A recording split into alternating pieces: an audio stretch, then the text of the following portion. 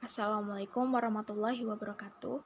Kali ini presentasi dari kelompok 4 dengan materi uji korelasi mata kuliah Statistika Matematika 2 yang disusun oleh Ade Oktaviani dan Vivi Ismawati Nur Hasanah.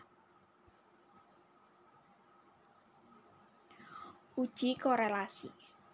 Korelasi merupakan istilah yang digunakan untuk mengukur kekuatan hubungan antara variabel. Nah, analisis korelasi itu adalah cara untuk mengetahui ada tidaknya hubungan antara variabel tersebut.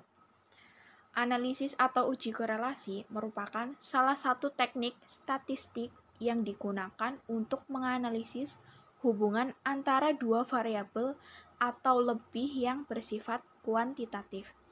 Dengan kata lain, korelasi itu adalah suatu alat analisis yang dipergunakan untuk mencari hubungan antara variabel independen atau variabel bebas dengan variabel dependen atau tak bebas.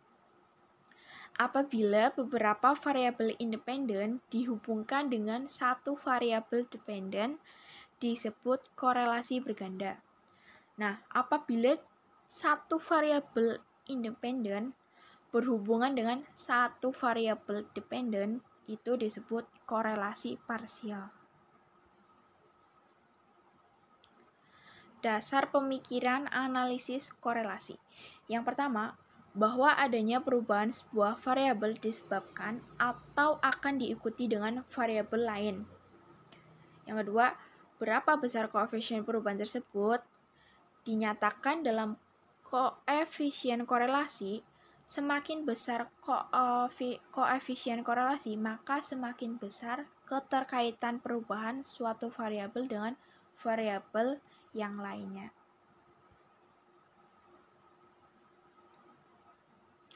Contoh bentuk korelasi.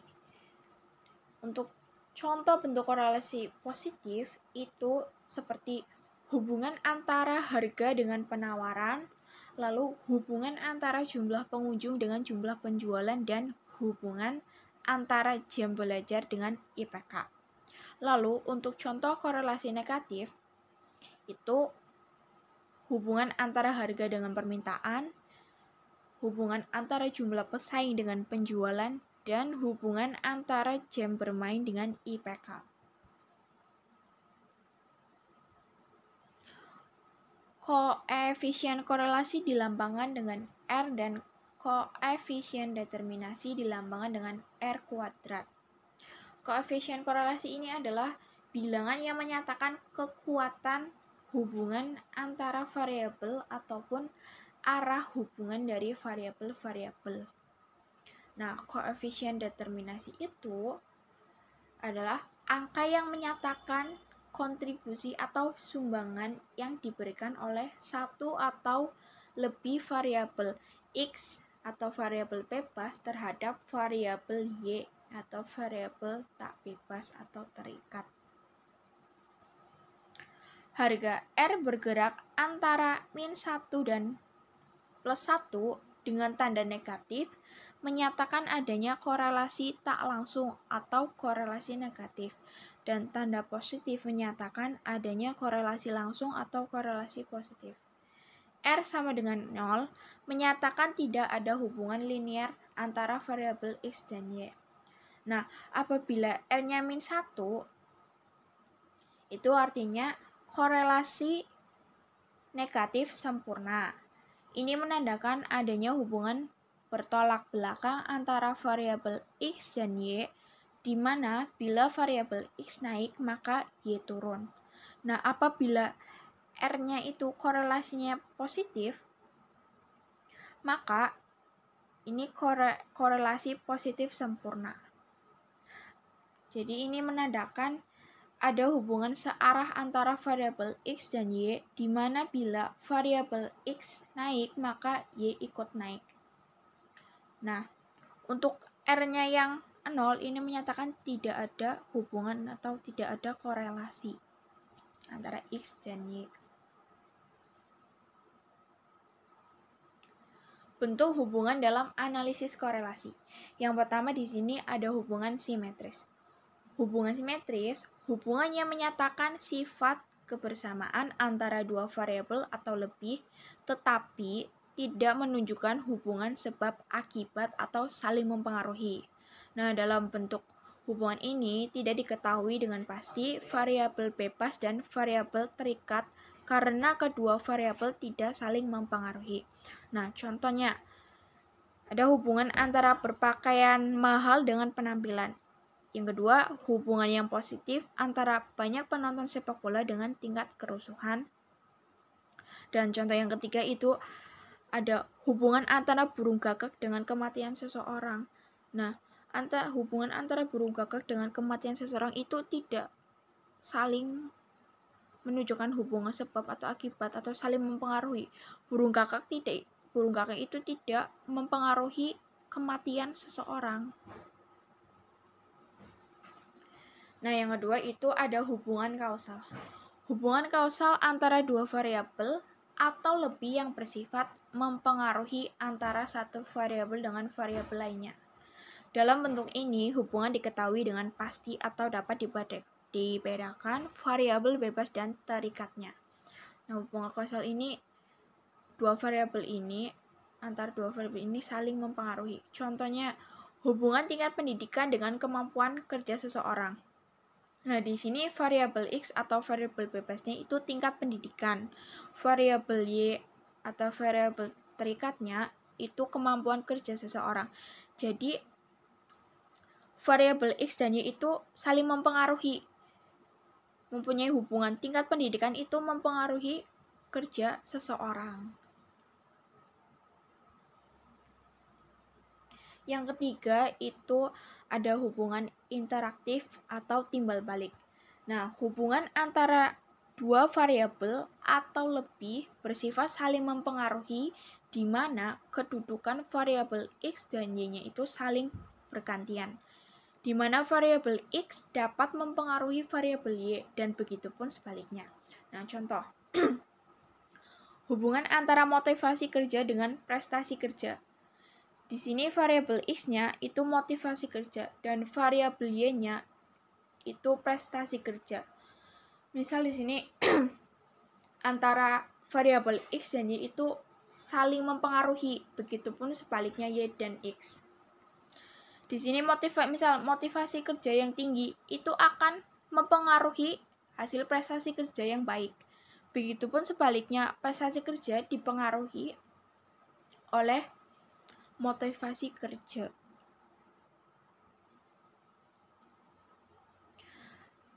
Kapan suatu variabel dikatakan saling berkorelasi?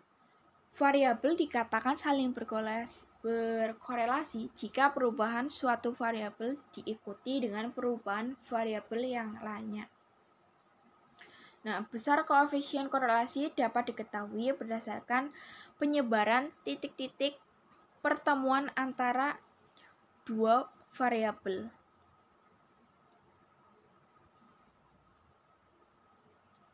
Beberapa sifat penting dari konsep korelasi. Yang pertama, nilai korelasi berkisar -1 sampai dengan +1. Yang kedua, jika X dan Y saling bebas, maka korelasi akan bernilai 0. Yang ketiga, meskipun korelasi mengukur derajat hubungan, tetapi bukan alat uji kausal. Yang keempat, korelasi dalam populasi biasa disimbolkan dengan rho atau seperti P. Sedangkan dalam sampel disimbolkan dengan R. Sifat yang kelima itu ukuran derajat hubungan disebut koefisien korelasi. Selanjutnya ini ada korelasi produk momen. Korelasi produk momen digunakan untuk menentukan besarnya koefisien korelasi jika data yang digunakan berskala interval atau rasio. Nah, rumus yang digunakan itu RXY sama dengan N sigma XI YI min sigma XI dikali sigma YI per akar N sigma XI kuadrat dikurangi sigma XI dikuadratkan, lalu dikalikan akar N sigma Y1 YI kuadrat min dikurangi sigma YI dikuadratkan. Contoh kasus. Seorang mahasiswa melakukan survei untuk meneliti apakah ada korelasi antara pendapatan mingguan dan besarnya tabungan mingguan di sebuah perusahaan. Untuk menjawab permasalahan tersebut, diambil sampel sebanyak 10 kepala keluarga. Nah, untuk penyelesaiannya, diketahui hubungan antara pendapatan dan tabungan masyarakat di perusahaan. Ditanya, apakah terdapat korelasi positif antara pendapatan dan tabungan masyarakat? Jawab, terdapat korelasi positif antara pendapatan dan tabungan masyarakat.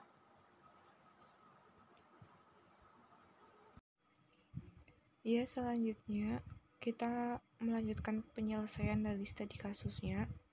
Di sini ada hipotesis dalam statistika dinyatakan dalam dua bentuk, yaitu yang pertama H0 atau hipotesis 0, lalu ada H1 atau HA, hipotesis alternatif. H0 dan H1 bertolak belakang, tidak mungkin dua-duanya ditolak dan tidak mungkin dua-duanya pun diterima. Penolakan terhadap H0 berimplikasi pada penerimaan terhadap H1 dan sebaliknya. H0 tidak terdapat korelasi positif antara tabungan dengan pendapatan, sementara HA atau H1 terdapat korelasi positif antara tabungan dengan pendapatan. H0 diterima jika R hitung kurang dari sama dengan R tabel delta di N-2 atau T hitung kurang dari T tabel delta N-2. HA diterima jika R hitung lebih dari R tabel atau T hitung lebih dari T tabel. Selanjutnya ada sampel itu sama dengan 10 keluarga. Lalu data yang dikumpulkan, yang pertama ada tabungan 2, pendapatannya 10. Tabungan 4, pendapatan 20, 6, 50, 6, 55, 8, 60, 8, 65, 9, 75, 8, 70, 9, 81, 10, 85. Lalu ada analisis data. Di situ kalian dapat lihat sendiri ya. Di sini ada N, lalu XI. Sebentar. Ada XI, YI, XI kuadrat, YI kuadrat, dan XY.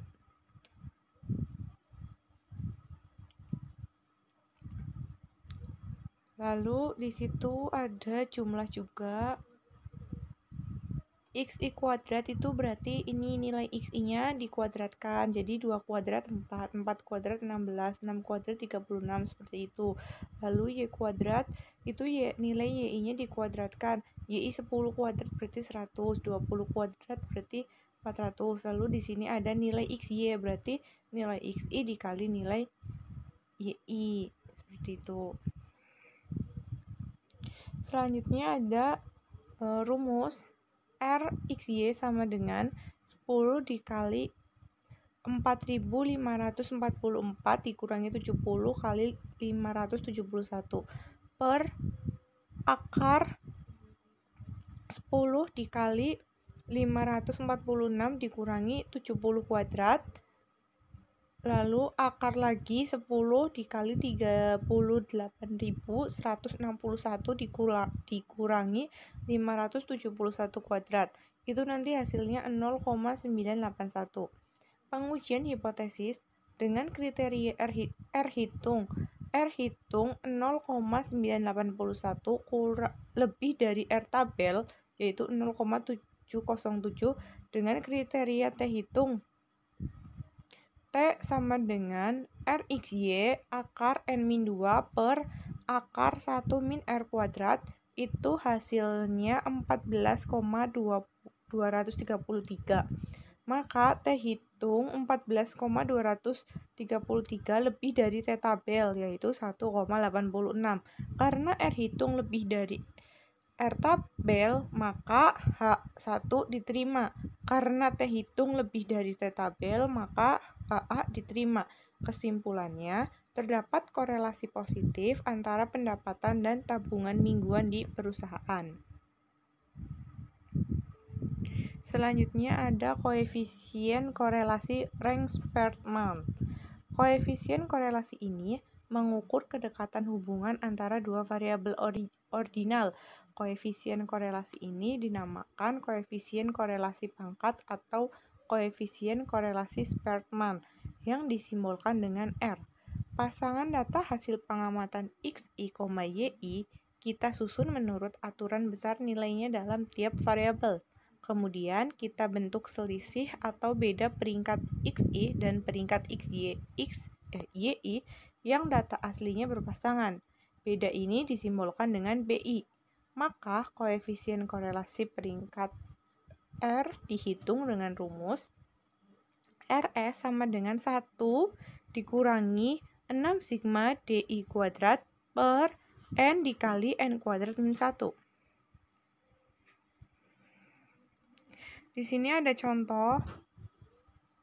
Data berikut adalah penilaian 2 orang juri terhadap 10 peserta lomba. Lalu tentukan koefisien korelasi ranknya.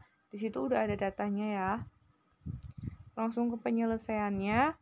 Peserta A, juri 1 5, juri 2 3. Bedanya yaitu 2. Maka BI kuadratnya yaitu 4. Begitupun seterusnya sampai peserta ke H. Lalu dijumlahkan nilai BI kuadratnya ada 28. Maka koefisien korelasi ranknya yaitu 1 dikurangi 6 dikali 28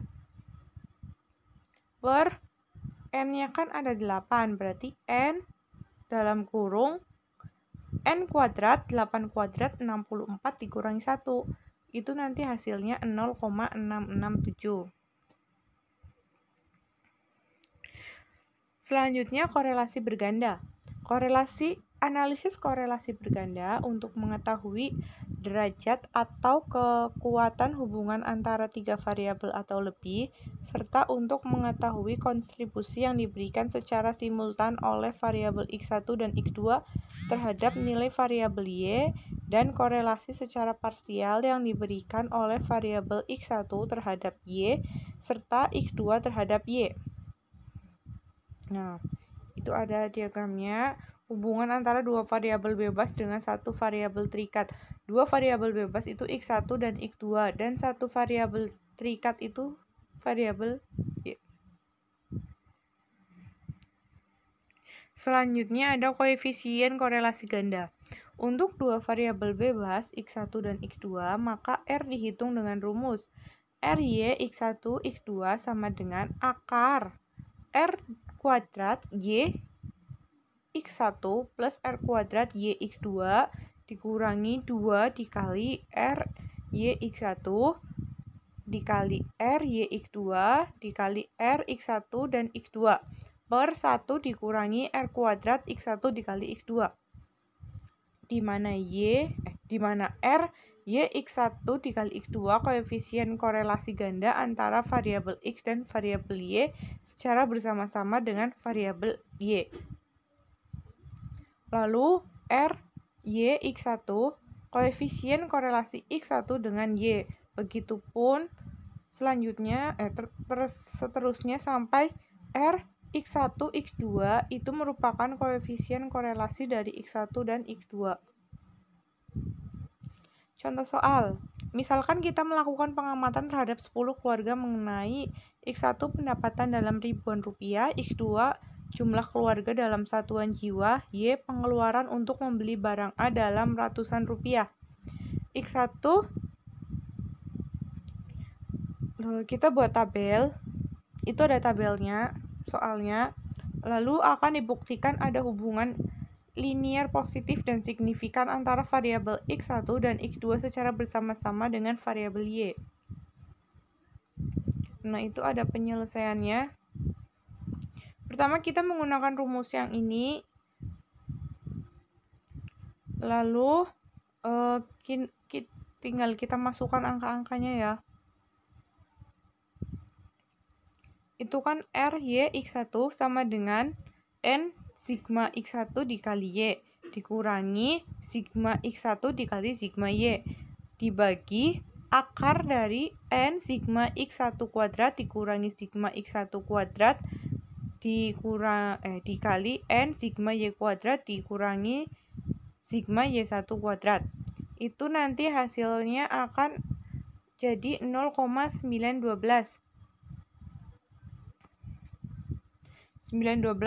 Lalu kita cari yang R Y X2. Kalau X1-nya udah ketemu, kita cari yang R Y X2. Itu rumusnya sama, nanti hasilnya akan ketemu 0,74. Setelah kita mencari koefisien antara variabel X dan variabel Y, sekarang kita cari antara variabel X1 dengan variabel X2. Itu rumusnya tinggal diganti ya, yang tadinya diganti X, maka ada sigma N sigma X1 X2 dikurangi sigma X1 dikali sigma X2 dibagi akar dari N sigma X1 kuadrat dikurangi sigma X1 kuadrat dikali N sigma X2 kuadrat dikurangi sigma X2 kuadrat. Lah, nanti itu hasilnya 0,85. Selanjutnya ada koefisien dari Y, X1 dan X2. Itu kita pakai rumus akar R kuadrat Y X1 ditambah R kuadrat Y X2 dikurangi 2R Y X1 R Y X2 R X1 kali X2 dibagi 1 dikurangi R kuadrat X1 dan X2. Itu nanti hasilnya 0,914. Kesimpulannya terdapat hubungan yang signifikan antara X2 bersama-sama dengan X2 dengan Y. Antara X1 bersama-sama dengan X2 dengan Y. Atau terdapat hubungan yang signifikan antara pendapatan dan penjumlahan dan jumlah keluarga dengan pengeluaran untuk membeli barang A. Terima kasih. Sekian presentasi dari kelompok 4. Apabila banyak kekurangannya, kami mohon maaf. Akhir kata, wassalamualaikum warahmatullahi wabarakatuh.